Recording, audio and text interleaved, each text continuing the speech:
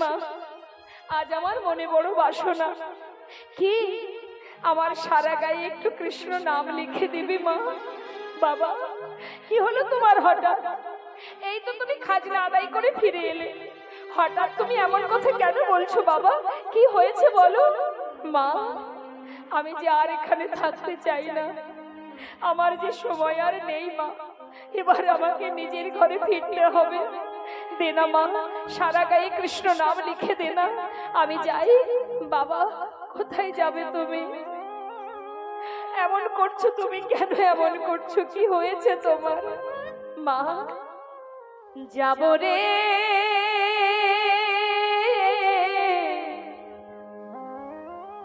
যাব আমি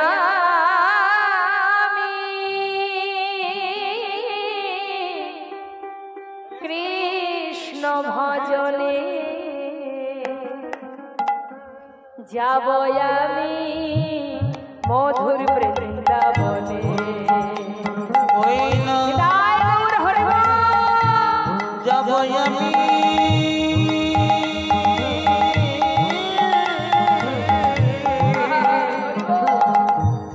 যাব আমি ওই মধুর বৃন্দাবনে। যাব রে যাব আমি কৃষ্ণ ভজনে, যাব আমি মধুর বৃন্দাবনে।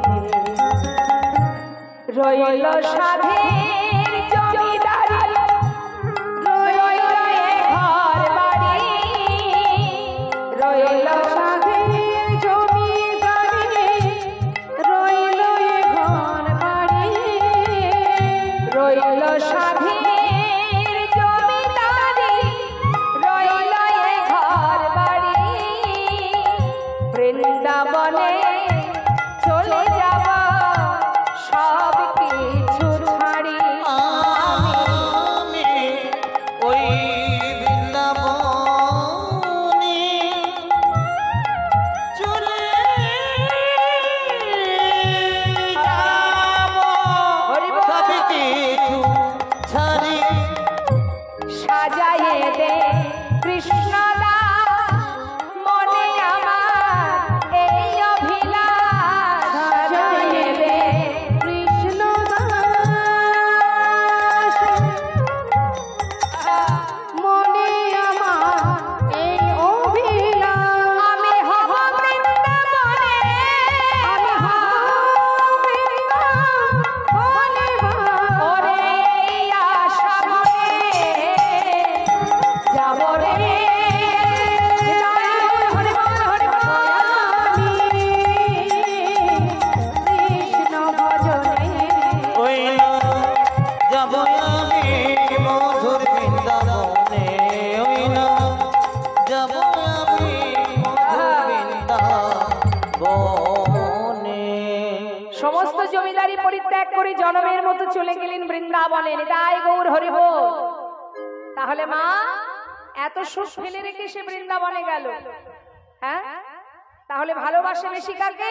গোবিন্দকে। আচ্ছা, আপনারাই বলুন দেখি, এখানে যত ভক্তবৃন্দ আছেন, আপনারা কাকে বেশি ভালোবাসেন? সংসারকে না ভগবানকে? বেশি ভালোবাসেন কাকে, সংসার না গোবিন্দ? ভগবানকে বেশি ভালোবাসেন। বাহ, ভালো লাগলো শুনে। এদিকে মায়েরা বলুন, নিতাই গৌর হরি বল, হরি বল। ঠিকই বলেছেন, দূর থেকে যে বাবা কথাটা বললেন ঠিকই বলেছেন। ভগবানকে যদি সত্যি ভালোবাসবেন তাহলে এই কীর্তনের পরে আর কিন্তু বাড়ি যেতে পারবেন না। কি যাবেন না তো বাড়ি? আর যাওয়া যাবে না, সোজা বৃন্দাবনে। মনে মনে ভাবছি কীর্তন আগে শেষ হোক, তারপরে দেখাচ্ছি। কে না ভালোবাসে সুন্দর বিছানা, হ্যাঁ? এই বিছানা ছেড়ে শুধু শুধু কষ্ট করব কিসের জন্য? আমরা কখনোই গোবিন্দকে বেশি ভালোবাসি না, বেশি ভালোবাসি সংসারকে। যে প্রকৃত ভগবানকে ভালোবাসে সে কিন্তু সংসার করছে না। যেমন সরগোস্বামী, জয়রূপ সনাতন ভট্ট রঘুনাথ, শ্রীজীব গোপাল ভট্ট দাস রঘুনাথ, বলুন দেখি মা, তারা কিন্তু আমার আপনার মতো দিনহীন কাঙাল কাঙালিনী ছিল না, বড় বড় জমিদার। তাহলে এত বড় বড় জমিদার হয়ে তারা সব ফেলে চলে গেল বৃন্দাবনে একটা ছিন্ন বসন করে। তারা এত বড় সুখ স্বাচ্ছন্দ্য ফেলে রেখে একটা ছিন্ন বসন পরিধান করে সারা গায়ে কৃষ্ণ নাম লিখে আপন ঘরে ফিরে গেলেন। নিতাই গৌর হরি বল। তাহলে এই হলো প্রকৃত ভগবানকে ভালোবাসা। আর আমরা ভালোবাসি সংসার। সংসারের মধ্যে যত কষ্টই থাকুক না কেন তথাপিও সংসার ভালোবাসি, কারণ আমরা তাকে আপন করে নিয়েছি। তাই জন্য এর মধ্যে তিতাব জ্বালা আমরা ভোগ করছি এই সংসারের মধ্যে। আচ্ছা বাবা, মায়েরা বলুন দেখি, আপন ঘর কোনটি? আপনাদের বাড়ি কোনটা? মানে আপনারা থাকেন কোথায় এখন?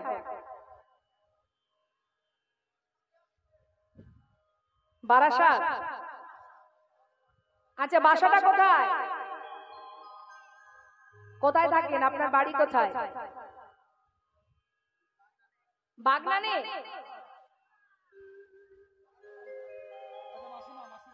ও, মাসুমাতে থাকেন। আচ্ছা, মাসুমাই আপনার বাড়ি, ভালো কথা। এর আগে কোথায় ছিলেন?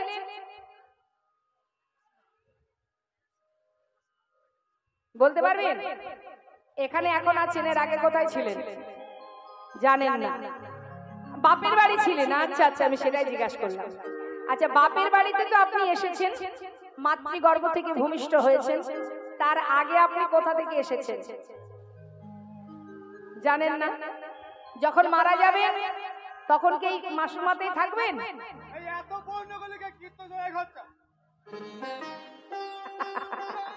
নিতাই গৌর হরি বল।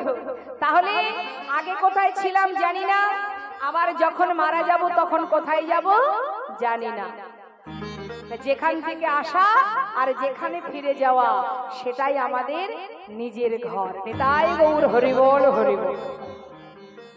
এখানে যদি কেউ বাড়ি জিজ্ঞাসা করে আমরা আধার কার্ড দেখিয়ে দিই, এই দেখুন আমার ঠিকানা। কিন্তু যেখানে আমার প্রকৃত বাড়ি সেখানে আধার কার্ড চলবে? তাহলে আমরা বোকার মতো ভুল ঠিকানা দিয়ে যাই, সবাইকে ভুল ঠিকানা দিই। মানে কেমন জানেন তো মা? মনে করুন টুম্পার মার ভূতে ধরেছে। আছে এখানে টুম্পার মা আছে নাকি?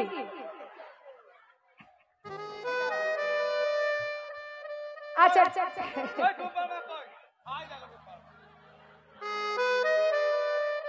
আচ্ছা, টুম্পার মার ধরুন ভূতে ধরেছে। এখন আপনারা সবাই মিলে টুম্পার মাকে নিয়ে যাচ্ছেন ওঝা বাড়িতে। এখন ওঝা বাড়িতে যদি ভূত তাড়াতে হয়, ওঝারা কি করে? তাকে ধরে বেঁধে ঝাঁটা জুতো দিয়ে মারে, মারে না? এখন বারবার যখন ঝাঁটা দিয়ে জুতো দিয়ে মারবে, বারবার জিজ্ঞাসা করবে, এই বল কোথায় থাকিস, বল এই কোথায় থাকিস।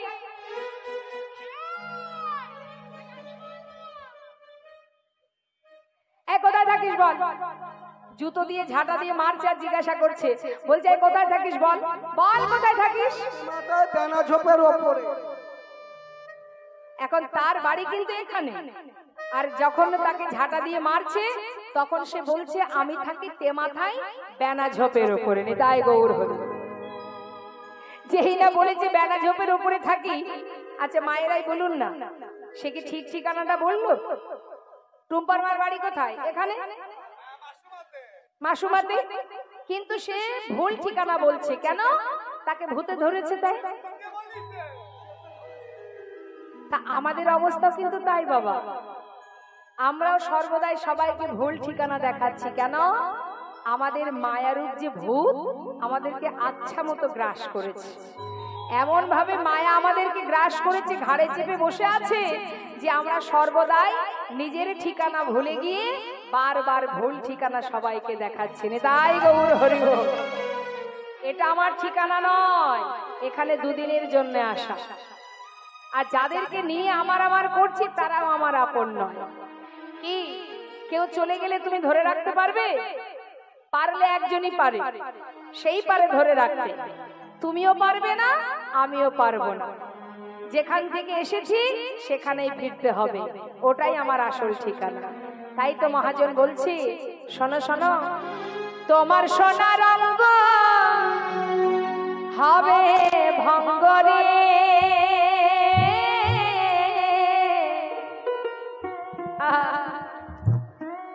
যেদিন পুড়ে হবে ছাই,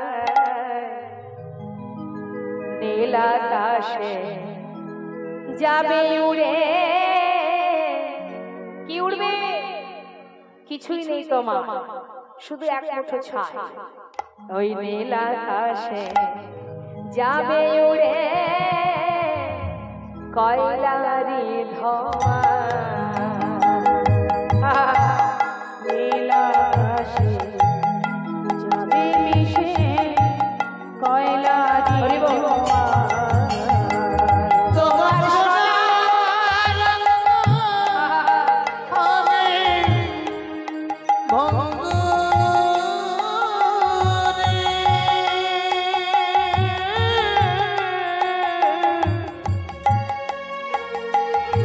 যেদিন পুড়ে হবে ছাই, নীল আকাশে যাবে মিশে কয়লার ধোঁয়ায়, সেদিন নীল আকাশে যাবে মিশে কয়লার ধোঁয়ায়। জ্বালবে আগুন খুঁজে খুঁজে, আবার মারবে বাড়ি হাড়ের পিঠে রে। ওই না জ্বালবে আগুন খুঁজে খুঁজে, মারবে বাড়ি হাড়ের পিঠে রে।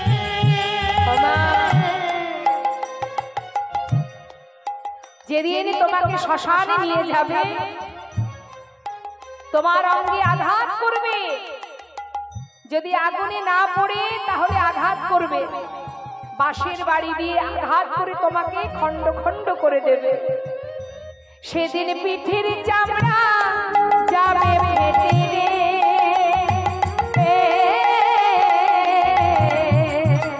সেদিন পিঠের চামড়া যাবে ফেটে রে।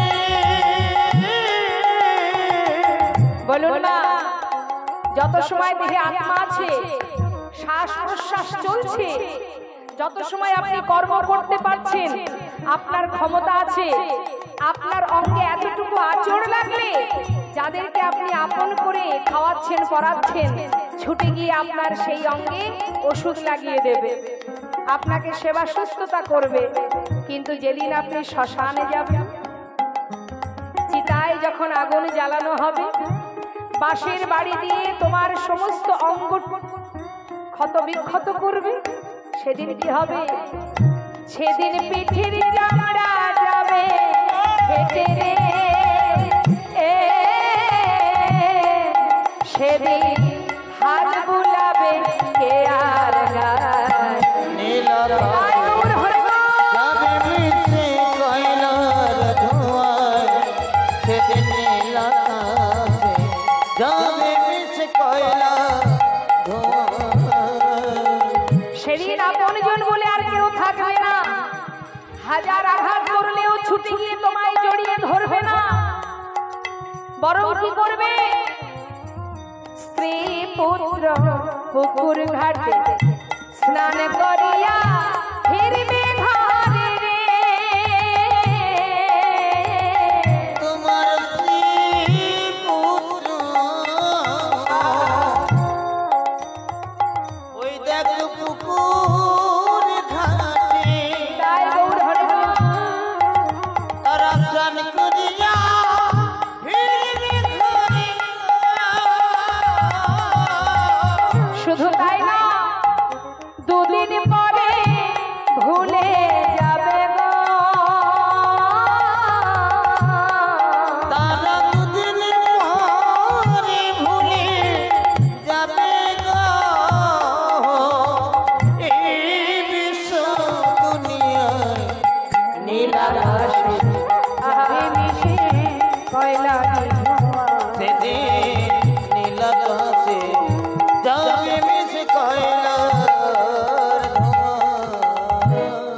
যতদিন আপনার শক্তি থাকবে, ক্ষমতা থাকবে, ততদিন আপনার পাশে অনেক আপনজন পাবেন আপনি।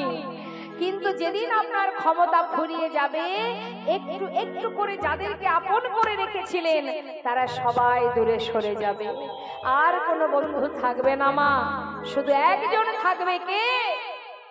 সেদিন নাম যাবে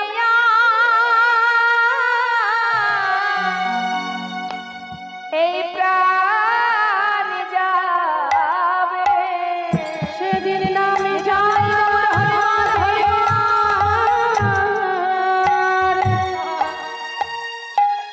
এই প্রাণ যাবে, যেদিন নিজের ঘরে আমাদের যেতে হবে, সেদিন নাম যাবে প্রাণ যাবে, যেদিন নিজের ঘরে আমাদের যেতে হবে, সেদিন কেউ তো সঙ্গে তোমার যাবে না গো, নাম যাবে প্রাণ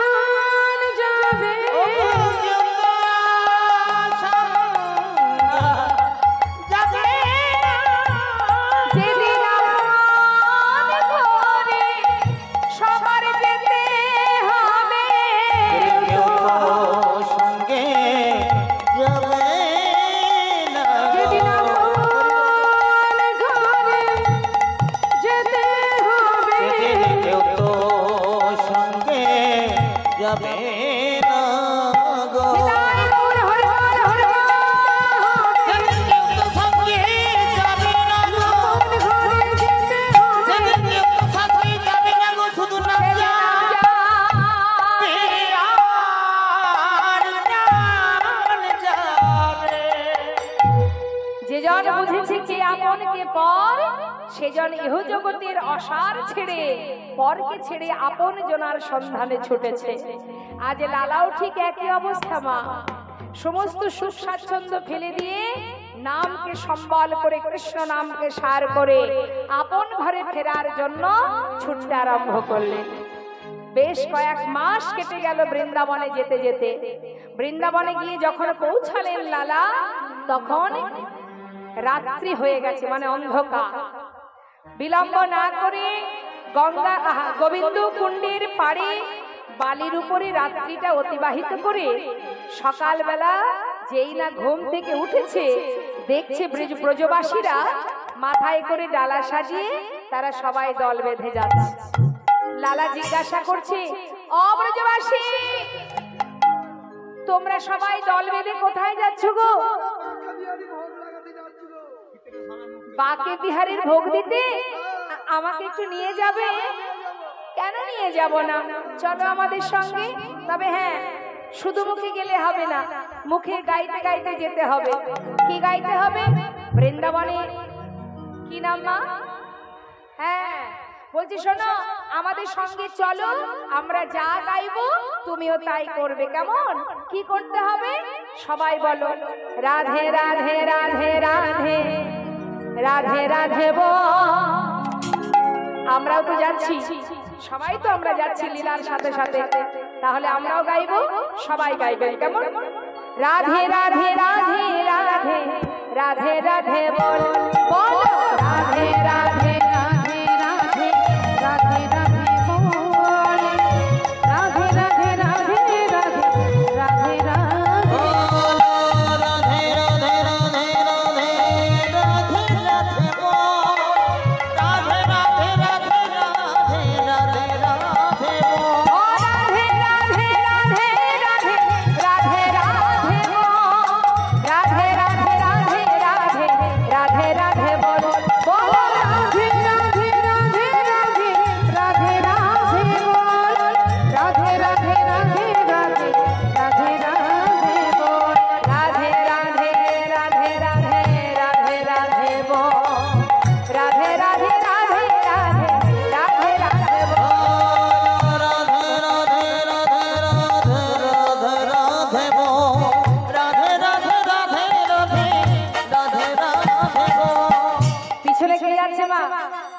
আমাদের পিছনে কে আছে? লালা। সে কি বলছে? কৃষ্ণ কৃষ্ণ কৃষ্ণ কৃষ্ণ কৃষ্ণ কৃষ্ণ বল, কৃষ্ণ কৃষ্ণ কৃষ্ণ কৃষ্ণ কৃষ্ণ কৃষ্ণ বল। কৃষ্ণ কৃষ্ণ কৃষ্ণ কৃষ্ণ কৃষ্ণ কৃষ্ণ বল, কৃষ্ণ কৃষ্ণ কৃষ্ণ কৃষ্ণ কৃষ্ণ কৃষ্ণ বল। বন্ধ করো। কেন বৃন্দাবনের নাম চলবে না? চলবে না? না চলবে নি। কেন তোমরা রাধা নাম করছো, আমি কৃষ্ণ নাম করছি, কেন চলবে না? বৃন্দাবনে কৃষ্ণ নাম চলবে না? বলে না, এ নাম এখানে কেউ বলে না, তুমিও বলতে পারবে না। সবাই রাধা নাম করে, তোমাকেও রাধা নাম করতে হবে। হ্যাঁ, একটা কাজ করলে হয় না? কি কাজ? তোমারটাও থাক, তোমাদেরটাও থাক, হ্যাঁ, আমারটাও থাক। বলছে তুমি যে নাম করছো মানে তোমার নামও থাক আমার নামও থাক, দুটোকে একসঙ্গে যোগ করে দাও। দুটোতে একসঙ্গে যোগ করলে কি হবে? লালা গাইতে লাগলেন, শোনো শোনো, তোমাদের নামও থাকবে আমার নামও থাকবে। রাধে কৃষ্ণ রাধে কৃষ্ণ রাধে কৃষ্ণ বল, রাধে কৃষ্ণ রাধে কৃষ্ণ রাধে কৃষ্ণ বল, বলো রাধে কৃষ্ণ রাধে কৃষ্ণ রাধে কৃষ্ণ বল, রাধে কৃষ্ণ রাধে কৃষ্ণ রাধে কৃষ্ণ বল। বৃন্দাবন কি রাধে রাধে। সবাই মিলে আপনারা রাধে কৃষ্ণ বা রাধে রাধে বলতে পারেন, আর আমি এক একটা জায়গার নাম বলবো। হ্যাঁ, উচ্চ স্বরে সবাই হাত তুলে। হ্যাঁ, কৃপণতা করবেন না, গলা ছেড়ে গাইবেন। মায়েরা হাত তুলুন, হাত তুলুন, সবাই তুলবেন।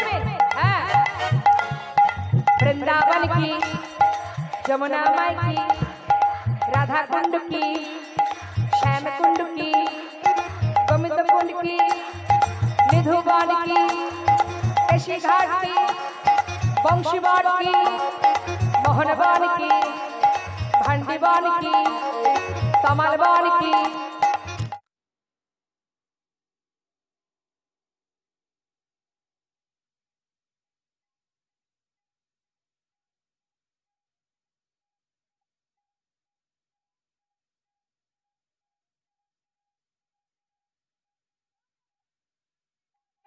রাধে রাধে বল, রাধে রাধে রাধে রাধে রাধে রাধে বল, রাধে রাধে রাধে রাধে রাধে বল। বলো রাধে রাধে রাধে রাধে রাধে রাধে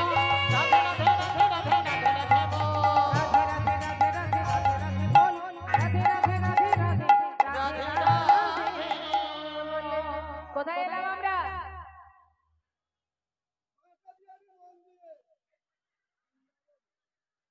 বৃন্দাবনে তো আগে থেকে আছি।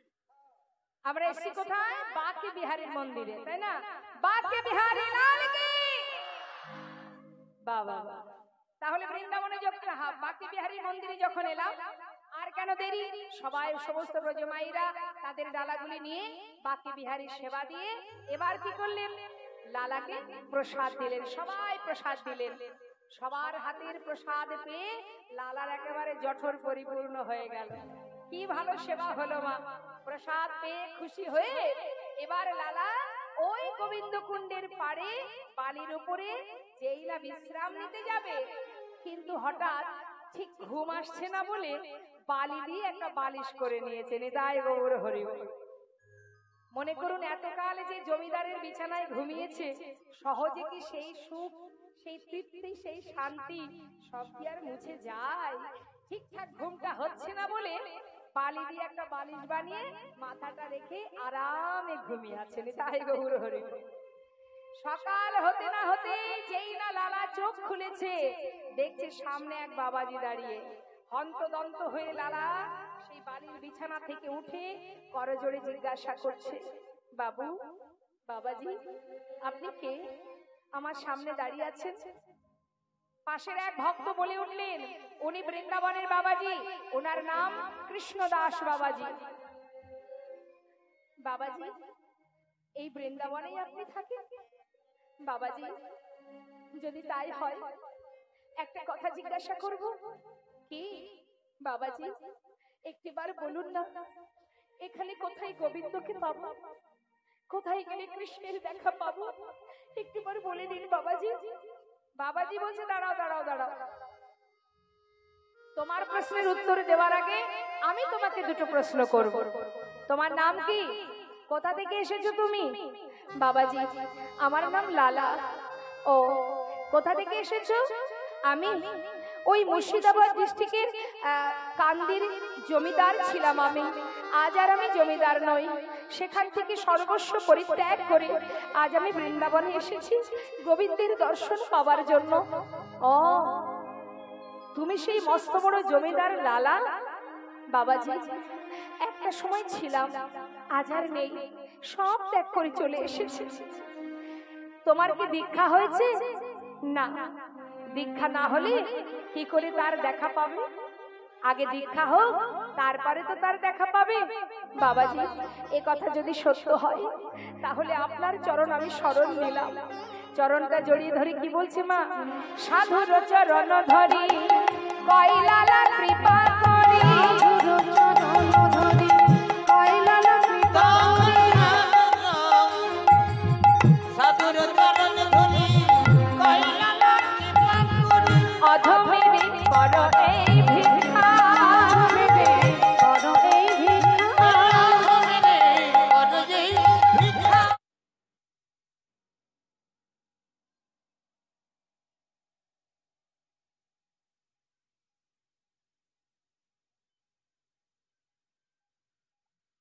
ধন পাইবার ঘর ছেড়ে এসেছি ঘরে, ফিরিব না, কৃপা করে দাও মোরে দিন, ফিরিব না, কৃপা করে দাও মোরে দিন।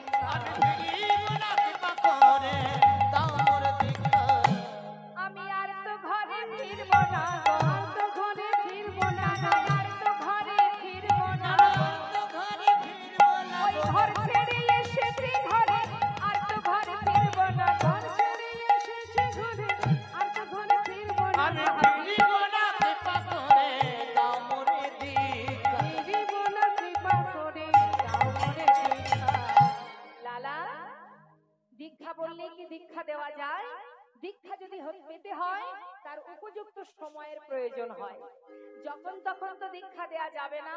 যখন তোমার উপযুক্ত সময় হবে আমি নিজে এসে তোমায় দীক্ষা দিয়ে যাব। বাবাজি, তাহলে আমার এখন কি করণীয়? শোনো, মন্দিরে মন্দিরে ভালো ভালো প্রসাদ পাচ্ছ, আর এই বালির উপরে বালিশ তৈরি করে ঘুমাচ্ছ। এইভাবে বৃন্দাবনে দিন কাটালে কি আর তার দেখা পাওয়া যায়? লালা, এসেছো যখন তার দেখা পাওয়ার জন্য, তাহলে তার জন্য তোমায় কর্ম করতে হবে। কেন তুমি হাত পা গুটিয়ে বসে আছো? কর্ম করো লালা, কর্ম করো। কি করতে হবে বাবাজি? আমাকে যা বলবেন আমি তাই করব। আমাকে বলে দিন আমি কি করব। পারবে? আমি যা বলবো করতে পারবে? পারবো। কি করতে হবে আমায়? ধরো ধরো লালা ভিক্ষার ঝুলি কাঁধে, ধরো ধরো লালা,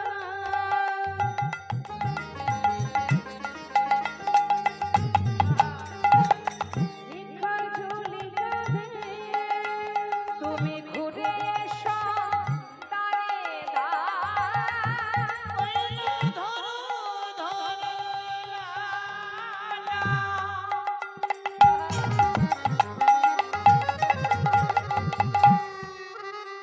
ওই ভিক্ষার ঝুলি কাঁধে নিতাই গৌর হরি বল। তুমি ঘুরে সুদারে, মুখে রাধা গুণগান, আর ভিক্ষা মেলে না। কৃষ্ণ পদ পরশ, মুখে রাধা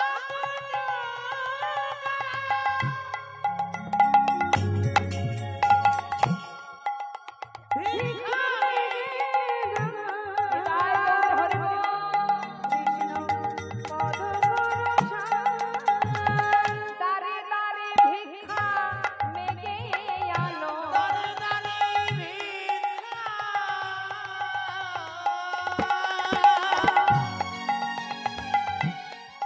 যাও গে ওমা, ভিক্ষার ঝুলি কাঁধে দিয়েছেন কেন? যত সময় তুমি ভিক্ষার ঝুলি কাঁধে নিয়ে দাঁড়ে দাঁড়ে ভিক্ষা না করবে, ততদিন পর্যন্ত তোমার জমিদারির অহংকার মন থেকে মুছে যাবে না। একমাত্র ভিক্ষা যখন তুমি করবে সবার দ্বারে দ্বারে গিয়ে, তখন তোমার সমস্ত অহংকার দূরীভূত হবে। শোনো, দ্বারে দ্বারে ভিক্ষা মেঘে আনো, দ্বারে রাধা রাধা নামে করো, আর দ্বারে দ্বারে ভিক্ষা মেঘে আনো,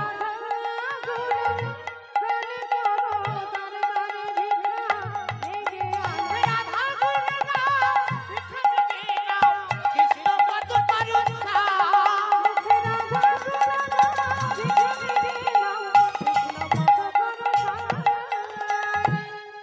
অহংকার যত সময় দূরীভূত না হবে তত সময় গোবিন্দের কৃপা হবে না।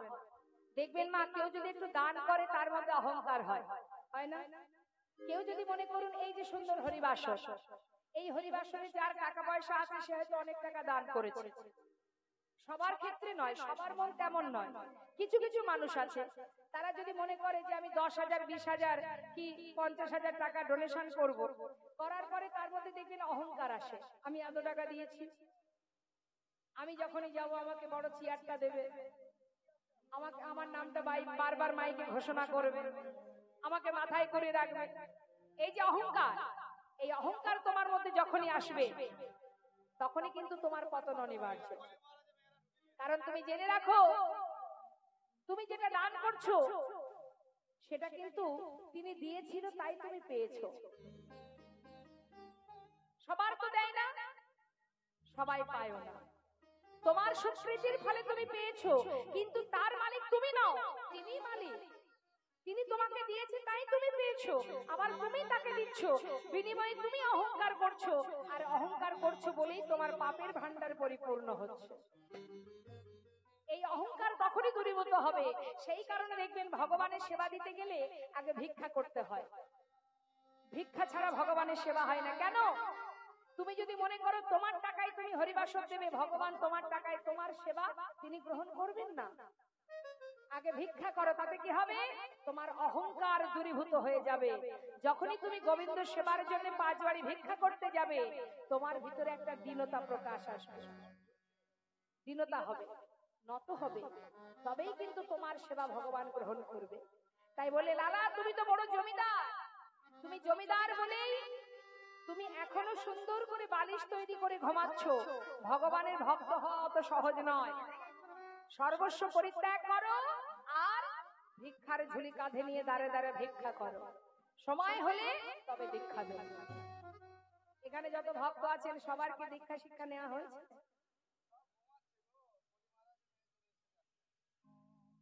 আমার ঘুম আসছে, সবাইকে আর ঘুমাই গো।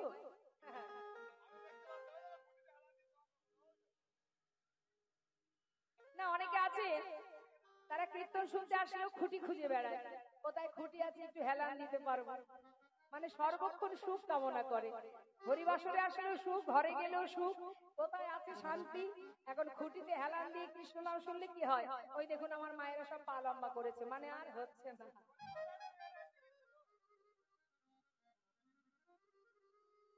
ওমা গল্প শুনবেন? হ্যাঁ, দেখুন আমার এক মা বলছেন না, এই তো প্রকৃত ভক্তের লক্ষণ। বসুন বসুন ঠাকুমা, বসুন। ওই ঠাকুমাকে একটু ডেকে দিন, একটু ডেকে দিন আমার দিকে, আমার দিকে। এই যে আমি ডাকছি, আমি বলি যাওয়ার আগে আমার দিকে একবার তাকিয়ে যান। পছন্দ নয়? ও আবার আসবেন? ও তাহলে ভালোবাসেন, যাক ঠিক আছে। বাবা বাবা, তাহলে একটা গল্পই বলি। হ্যাঁ মা, হ্যাঁ বেশ, তাহলে শোনো। এই যে আমরা তো কলির জীব, এই কলিতে আমাদের জন্ম, তার মানে আমরা কলির জীব। তা এই যে কলি, এই কলিটাকে যে চালাচ্ছেন যে মহারাজ, তার নাম হচ্ছে কলি মহারাজ। এখন কলি মহারাজ একদিন গালে হাত দিয়ে খুব চিন্তা করছে। তা কলির আবার 4টে কন্যা আছে। তা 4 কন্যা গিয়ে বলছে, বাবা গালে হাত দিয়ে কি ভাবছো? হ্যাঁ কি হয়েছে? হ্যাঁ কেন কেন চলবে না কেন? ব্যাপার। বলছি হ্যাঁ, সারাদিন যদি কৃষ্ণ নাম শুনে, কৃষ্ণ কথা শ্রবণ করে, কৃষ্ণ কথা শুনলে কি হবে? একটু একটু করে পাপ পরিষ্কার হয়ে পুণ্য অর্জন হবে। আর যখনই পুণ্য অর্জন হবে, তারা কি আর আমার রাজত্বে যাবে? সব তো স্বর্গে যাবে। তাহলে বল দেখি আমার রাজত্ব চলবে কি করে? ও এই ব্যাপার। তা বাবা বলি শোনো, তোমার রাজত্ব ভালো মতোই চলবে, গড়গড় করে চলবে। আমরা 4টে মেয়ে আছি, চিন্তা করো না। তা তোরা কি করবি? তাহলে আমরাও যাব। ওই যে ওরা যাচ্ছে না হরিনাম শুনতে, ওদের পিছনে পিছনে আমরাও যাব। আমরা গিয়ে দেখবো যে কীর্তন শুনছে, তার কাছে যাওয়ার ক্ষমতা আমাদের নেই। কিন্তু যদি দেখি কেউ অন্যমনস্ক হয়ে আছে, ওই 4 মেয়ের যে বড় মেয়ে, তার আচ্ছা 4টে মেয়ের নাম বলে দিই। বড় মেয়ের নাম হচ্ছে হাই তুলানি, মেজ মেয়ের নাম হচ্ছে ঝিমঝিমানি, সেজ মেয়ের নাম ঠ্যাং মেলানি, আর ছোট মেয়ের নাম ঘুম পড়ার। এখন বড় মেয়ে বলছে, যাকে দেখবো আমি অন্যমনস্ক হয়ে আছে, সবার আগে আমি তার ঘাড়ে চেপে বসবো। এবার যার ঘাড়ে বড় মেয়ে আসবে, তার অবস্থা কি হবে দেখবেন? কীর্তন শুনবে বটে, কিন্তু বড় বড় হাই উঠবে। এবার মেজ মেয়ে বলছে, আয় দিদি, এই তুই তো যাবি, তোর পরপরই কিন্তু আমি তার ঘাড়ে চেপে বসবো। তার মানে ঝিমঝিমানি একটু করে শুনবে আবার। এখন এই হচ্ছে মেজ মেয়ে। সেজ মেয়ে বলছে, দিদি তারপরে কিন্তু আমি যাব। মানে সেজ মেয়ে যার কাছে এসেছে, দেখুন সে পা লম্বা করে বসে আছে। অবশেষে ছোট মেয়ে বলছে, কেন আমি কেন আর বাদ যাব?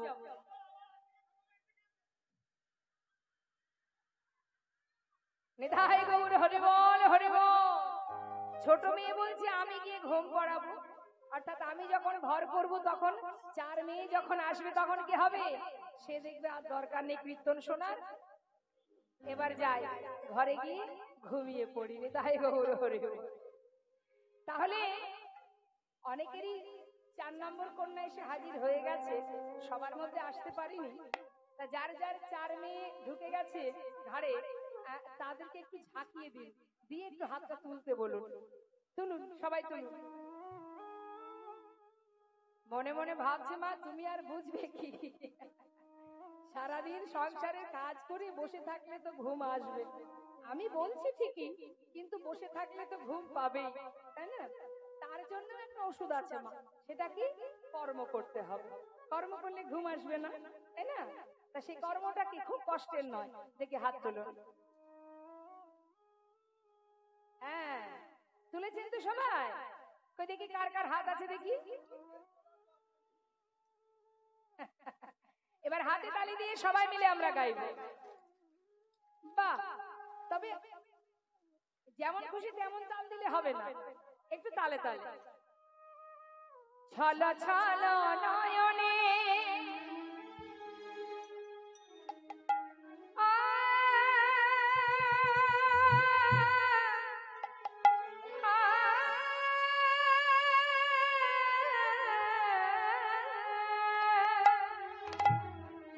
ছল ছল নয়নে হাসি মাখা বদনে আনন্দ কাননে একবার ভ্রময়।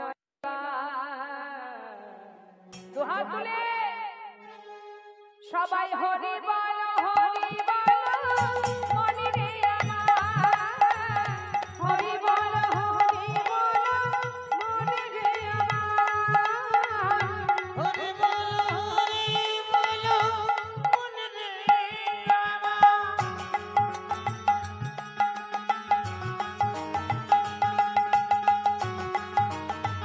হরি বল।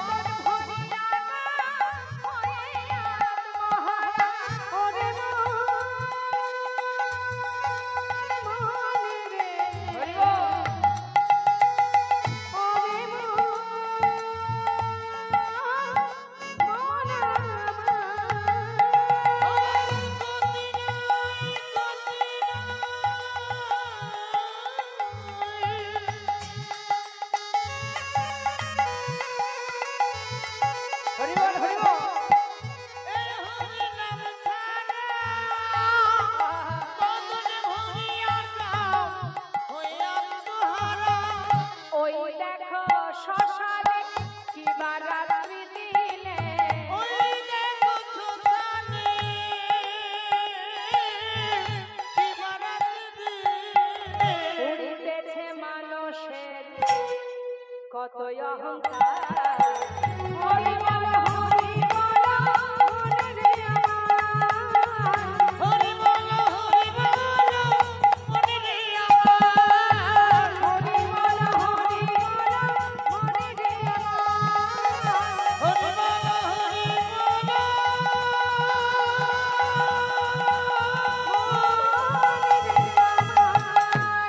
হরি বল হরি বল হরি বল নিতাই গৌর হরি বল। ঘুমকে আহ্বান করা যাবে না। জীবনে একটা দিন আসবে যেদিন মন চাইলেও আর চোখ খুলতে পারবো না। সেটা কখন কার কাছে আসবে কেউ জানে না। হ্যাঁ? আজ দেখুন লালাকে বললেন যাও দাঁড়ে দাঁড়ে ভিক্ষা করো। লালা প্রতিদিন ভিক্ষা করে মা। হঠাৎ একদিন কি হলো, তার স্ত্রী তার সন্তানের সঙ্গে বৃন্দাবনে দেখা হয়ে গেল। তারা মুর্শিদাবাদ থেকে বৃন্দাবনে গেছে স্বামীকে দেখবার জন্য, বাবাকে দেখার জন্য। যেই না তার কাঁধে ভিক্ষার ঝুলি দেখেছে মা, কাত্যায়নী স্বামীর এহনো বেশ দেখে চোখের জলে বুক ভাসিয়ে কাঁদছে আর বলছে, স্বামী যে এত বড় জমিদার, যার এত সুখ, এত শান্তি, এত আনন্দ, এত খুশি, আজ তার কাঁধে ভিক্ষার ঝুলি। বলুন দেখি মা, এতদিন যেভাবে তাকে দেখে এসেছে, আজ এমন ভিক্ষার ঝুলি কাঁধে নিয়ে দাঁড়িয়ে থাকতে দেখে কাত্যায়নী অঝর নয়নে কাঁদছে, স্বামী স্বামী তুমি ফিরে চলো, স্বামী ঘরে ফিরে চলো। লালা বলে উঠলেন, কাত্যায়নী আমাকে ঘরে যেতে বলো না, ওই ঘর তো আমার নয়, আমার ঘরে আমি চলে এসেছি, আমাকে আর কোথাও যেতে বলো না।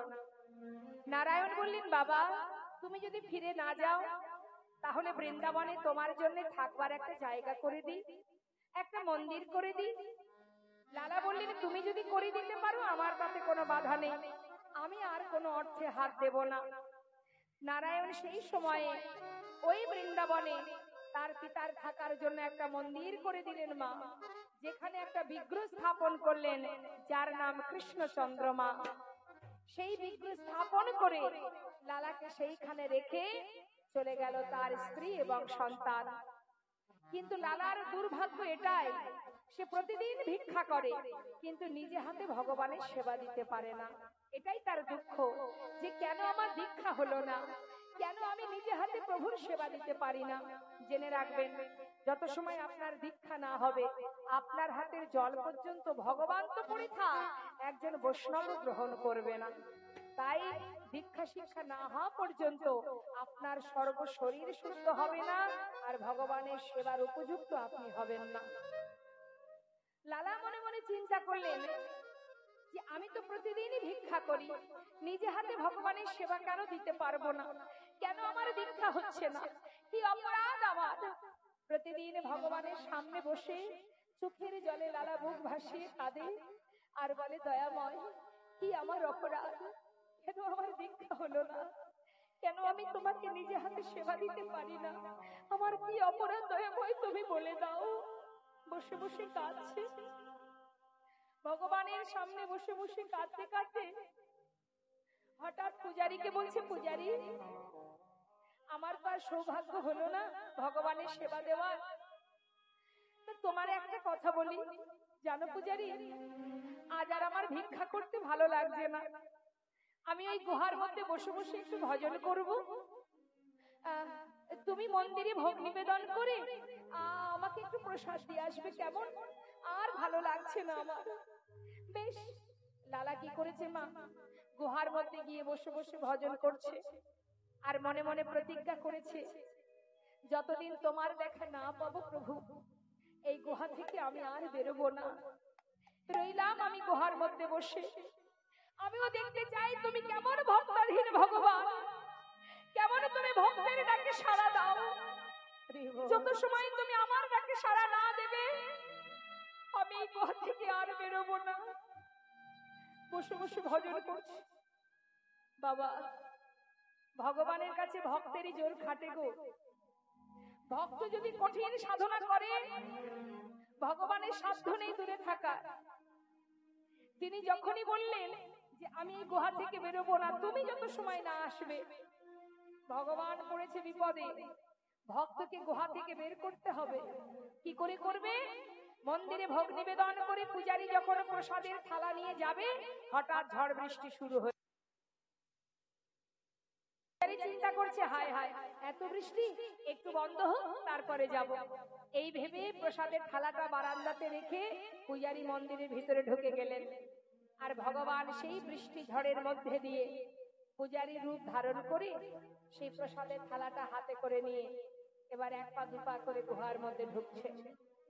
আর ভিতর থেকে শব্দ পাচ্ছে, কি লালা যেন গাইছে ভগবানের নাম, হে প্রভু রাধে কৃষ্ণ গোবিন্দ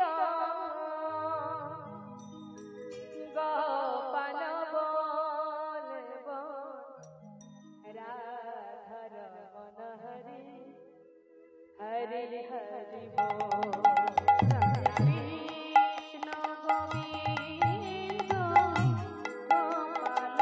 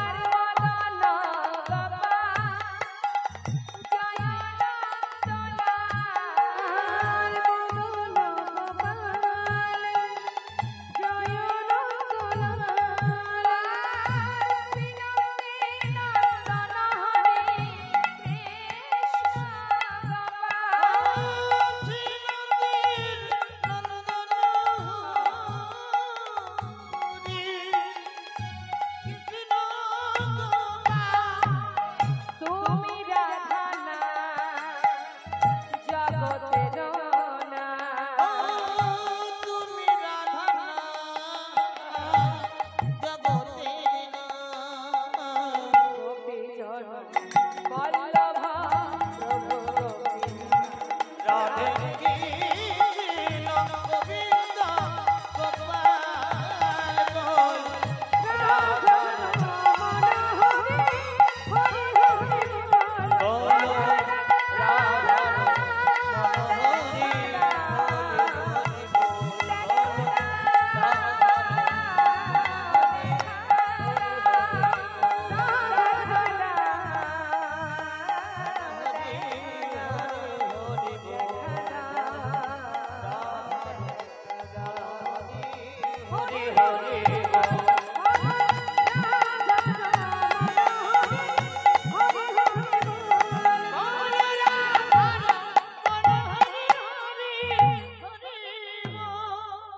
করুণাময় কৃপাময় প্রসাদের থালা এনে রাখছে। লালা লালা, কে? আমি গো, প্রসাদ এনেছি, তুমি খাবে না? এই না। যেই না প্রসাদ দিয়েছে মা, লালা কিন্তু প্রসাদ সেবা করেছে। সে কিন্তু ভগবানকে চিনতে পারেনি, পূজারীর বেশে এসেছে তো, চিনতে না পারে সে প্রসাদ সেবা করলো, ভগবান আবার চলে গেল। এদিকে বৃষ্টি বন্ধ। যে প্রকৃত পূজারী সে মনে মনে চিন্তা করছে, যাই লালাকে প্রসাদ দিয়ে আসি। হঠাৎ দেখছে বারান্দায় যে থালাটা ছিল তাতে প্রসাদ নেই। ভাবছে হয়তো কোনো ভক্ত এসে সে নিয়ে চলে গেছে। তাতে আর কি আছে, মন্দিরে তো এখনো আছে প্রসাদ, তা থেকে একটু দিয়ে আসি। এই মনে করে প্রসাদ নিয়ে যখন গুহার মধ্যে ঢুকেছে, জিজ্ঞাসা করছে, লালা, ও লালা, কে? আমি গো, পূজারী, প্রসাদ খাবে না? এই তো প্রসাদ এনেছি, না প্রসাদ নাও। প্রসাদ? অপূজারী, আমি তো প্রসাদ খেয়েছি। খেয়েছো? খেয়ে দিল তোমায়? কেন? তুমি তো এসেছিলে, আমাকে প্রসাদ দিয়ে গেলে, আমি প্রসাদ খেলাম। লালা, আমি তো আসিনি, তুমি আসোনি, তবে কে এলো আমাকে প্রসাদ দিল? তোমার মতো দেখতে, তোমার মতো বেশ, তোমার মতো কণ্ঠস্বর। লালা, আমার মতো দেখতে, আমার মতো কণ্ঠস্বর। বিশ্বাস করো লালা, আমি কিন্তু আসিনি। তবে তোমার কাছে কে এলো তুমি কি বুঝতে পারোনি লালা? না, আমি কিছুই বুঝতে পারিনি। পূজারি, কে এসেছিল আমার কাছে? বলো না, কে এসেছিল একবার বলো না। পূজারি বলে উঠলে, লালা এখনো তুমি বুঝতে পারছো না?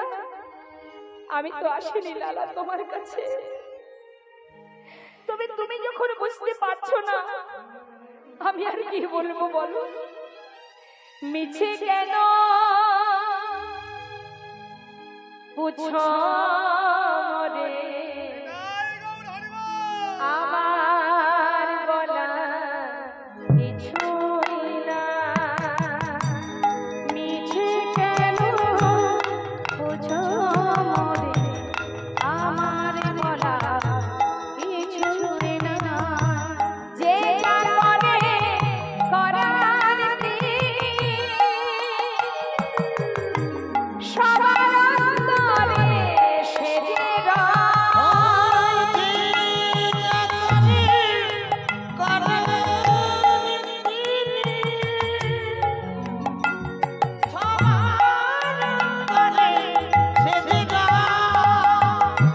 মিছে কেন মরে, আমার গলা কিছুই না। মিছে কেন মরে, আমার বলা কিছুই না। না না, আমার বলার কিছু না, আমার বলার কিছু না, আমার বলার কিছু না।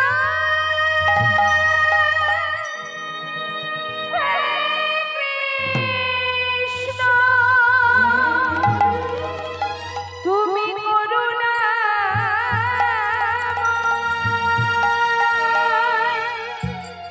তুমি করুণাময়, করুণা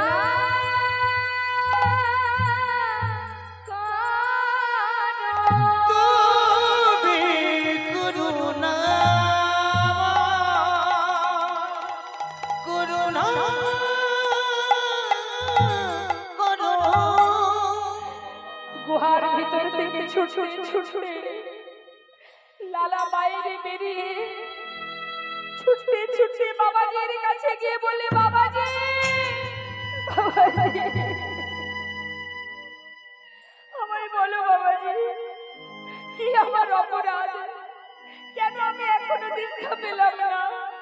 তুমি জানো বাবাজি, সে এসেছিল আমার কাছে, আমি তাকে চিনতে পারিনি। বাবাজি, আমায় তুমি দীক্ষা দাও, দীক্ষা দাও বাবাজি, দীক্ষা দাও। লালা, ফিরে যাও, এখনো তোমার সময় হয়নি। বাবাজি, আমার এখনো সময় হয়নি। কি অপরাধ আমার? কেন আমার সময় হয়নি? যত সময় তুমি না বলবে, আমি তোমার চরণ ছেড়ে যাব না। লালা, তাহলে শুনে রাখো, এখনো তোমায় আমি কেন দীক্ষা দিইনি জানো? তোমাকে বলেছিলাম সবার বাড়ি থেকে তুমি ভিক্ষা করে নিয়ে আসবে। আচ্ছা বলো দেখি লালা, সবার বাড়িতে তুমি ভিক্ষা করেছো? বাবাজি, আমি সবার বাড়িতেই ভিক্ষা করেছি, শুধু একজনের ঘরে আমি যাইনি, সে হলো জগৎ শেঠ। কেন যাওনি তার ঘরে? তাদের সঙ্গে আমাদের বহুদিনের একটা বিবাদ আছে। লালা, কেন বিবাদ? জমিদারির কারণে। যখন তুমি জমিদার ছিলে তখন তোমার দ্বন্দ্ব ছিল, এখন তো তুমি আর জমিদার নও, তাহলে দ্বন্দ্ব কেন থাকবে? যাও লালা, যার সঙ্গে তোমার দ্বন্দ্ব, যার সঙ্গে তোমার বিবাদ, তুমি তার ঘরে নত মস্তকে গলবস্ত্র হয়ে ভিক্ষা করে নিয়ে এসো। নিতাই গৌর হরি বল। ওই দেখুন মা, ওই একটা কারণেই তার কিন্তু দীক্ষা হচ্ছে না। কেন? এখনো যে তার মধ্যে অন্যের প্রতি ক্রোধ আছে, আর এই ক্রোধ আছে বলেই কিন্তু প্রভুর কৃপা হচ্ছে না। যার সঙ্গে তোমার শত্রুতা, তার বাড়িতে আগে যাবে। তাই জেনে রাখবেন, ভগবানের সেবা দিতে গেলে আপনার যদি কারোর সঙ্গে থাকে, মাথা নত করে তার বাড়ি থেকে ভিক্ষা করে, তারপর তাকে নিমন্ত্রণ করে বাড়িতে আহ্বান করে তাকে রীতিমতো আপনার যেমন সেবা দেওয়ার নিয়ম সেবা দিতে হবে, তবেই আপনার সেবা সার্থক হবে। তাই গৌর হরি বল। অত সহজ নয়, ভক্ত বললেই ভক্ত হওয়া যায় না। এবার দেখুন, ভিক্ষার ঝুলি কাঁধে নিয়ে জগৎ শেঠের দ্বারে এসে দাঁড়ালেন। ভিক্ষাম দেহি, যেই না বলেছে মা, জগৎ শেঠের সেই জমিদারির সদর দরজায় যে দাঁড়ি দাঁড়িয়ে আছে, সে দাঁড়ি কিন্তু লালাকে দেখে চিনতে পেরেছে যে এ তো মস্ত বড় জমিদার, আজ আমাদের দ্বারে এসে দাঁড়িয়েছে ভিক্ষা নেবে বলে। মতলব তো ভালো নয়। তাড়াতাড়ি করে কোনো কথা না বলে অনেক দামি দামি রত্ন একটা পাত্রে, একটা সুন্দর পাত্রে করে নিয়ে এসেছে জগৎ শেঠের লালার ভিক্ষা দেবে বলে। লালার কাছে যেই না সেই দাড়ি, ওই দামি দামি রত্নগুলো এনেছে মা, তখন লালা জিজ্ঞাসা করছে, দাড়ি এগুলো কেন এনেছো? কেন? তোমায় দান করব বলে। যে লালা বলে উঠলেন, তবে শোনো ও দাড়ি, তুমি যেগুলো এনেছো এগুলো আমি চাই না। আরো বলি, শোনো, তুমি যে নিজে এসেছো আমায় ভিক্ষা দেবে বলে, আমি তো তোমার হাত থেকে ভিক্ষা নেব না। শোনো শোনো, এই যে ধন ঐশ্বর্য এগুলো আমার দরকার নেই। আমি ধনের ভিখারি নয়, আমি ধনের ভিখারি নয়, ধনের ভিখারি নয় গো আমি, ধনের ভিখারি নয়। চাই গো যে আমি এক মুষ্টি ভিক্ষা, চাই যে আমি এক মুষ্টি ভিক্ষা, চাই গো যে আমি এক মুষ্টি ভিক্ষা, চাই গো যে আমি এক মুষ্টি ভিক্ষা। তাই দুয়ারে দাঁড়াই রই না, আমি ধনের ভিখারি নই গো আমি, ধনের ভিখারি নই। দাও যদি মরে এক মুষ্টি ভিক্ষা, তবে হবে মা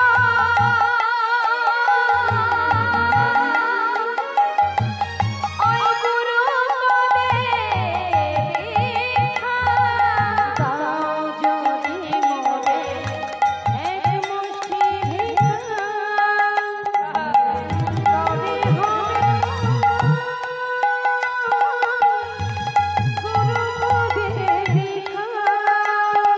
আমি পাবো দর্শন,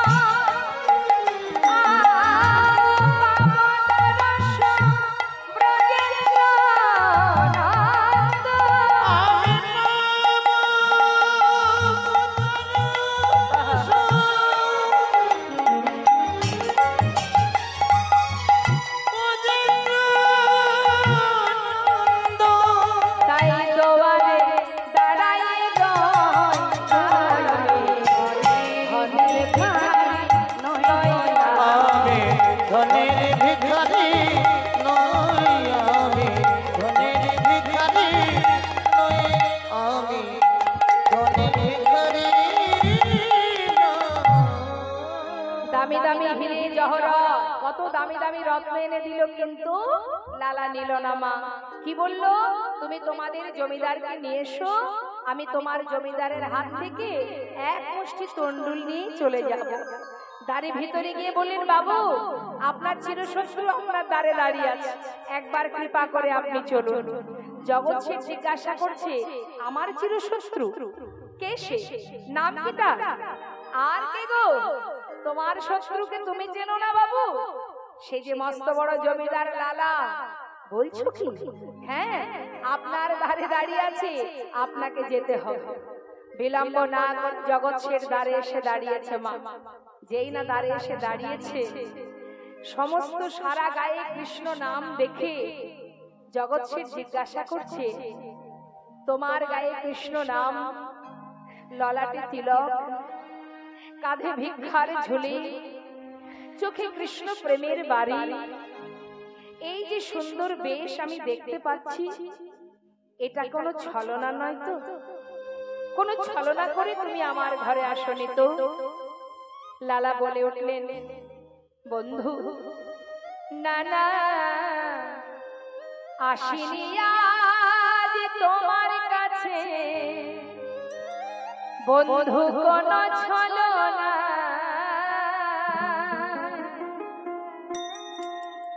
ওই ঘাটের মাঝি পার ঘাটাতে বসে যাচ্ছে